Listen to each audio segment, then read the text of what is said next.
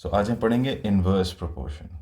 अब देखो, inverse proportion जो होता है, इन्वर्स प्रोपोर्शन में आप उसी तरह लिखते हो लेकिन वाई डिनोमिनेट एक्स डिनोमिनेटर में चला जाता है, लाइक दिस, राइट। ये प्रोपोर्शनल का साइन है लेकिन ये डिनोमिनेटर में है एक्स। डायरेक्ट प्रोपोर्शन में एक्स न्यूमरेटर में था। अगर आप प्रोपोर्शनल साइन हटाते हो ये क्वांटिटी इस तरह रह जाती है। अब इन्वर्स प्रोपोर्शन का मतलब क्या होता है, पहले तो प्रैक्टिकलिटी पर चलते हैं। अगर मैं इन्वर्स प्रोपोर्शन की बात करूं तो इन्वर्स प्रोपोर्शन में ये होता है कि if one quantity increases the other decreases. Let's suppose आपने एक घर बनाना था, आपके पास जो नंबर ऑफ जो लेबर थी वो उसकी आपने लोग बढ़ा दिए, राइट। पहले 10 लोग थे तो घर बनाने में टाइम जो लग रहा था वो 30 डेज लग रहे थे, ठीक है। अब आपने क्या किया, नंबर ऑफ़ वर्कर्स आपने 20 कर दिए, तो नंबर ऑफ़ डेज़ कम लगेंगे। तो इसका मतलब आपने नंबर ऑफ़ डेज़ को अगर आपने एक्स से रिप्रेजेंट किया तो नंबर ऑफ़ वर्कर्स वाई पे हो गए।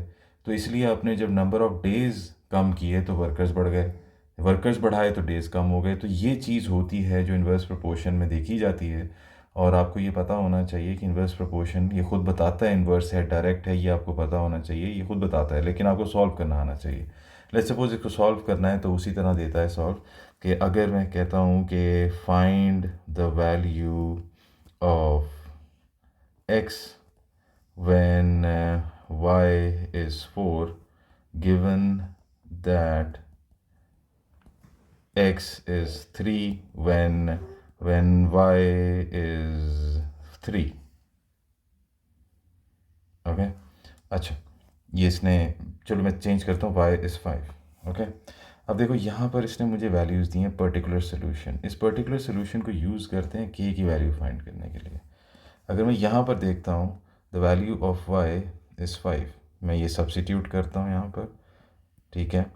और के एक्स की वैल्यू 3 है, मैं ये वैल्यू सब्सिट्यूट कर रहा हूँ इस इक्वेशन में, ठीक है। और इससे के की वैल्यू फाइंड कर रहा हूँ। तो इससे मेरे पास if I do cross multiplication ये आ जाता है 5 × 3 विच इज़ 15। तो के की वैल्यू आ जाती है 15। और यहाँ पे मेरे पास इक्वेशन बन जाती है y is equals to 15/x। और इसके बाद अगर मैं यहाँ पे जाता हूँ, देखो उसने x की वैल्यू फाइंड करने को कहा है जब y 4 है। तो ये मेरे पास k की वैल्यू तो आ गई थी, मैं सब्सिट्यूट करूँगा इधर।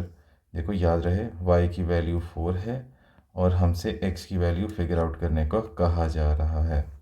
सो if I substitute y as 4 तो x के लिए आ जाएगा, ये क्रॉस मल्टीप्लाई करो तो ये बन जाएगा 4x is equal to 15। x हो जाएगा 15/4, जिसको आप इस तरह ही रहने दे सकते हो।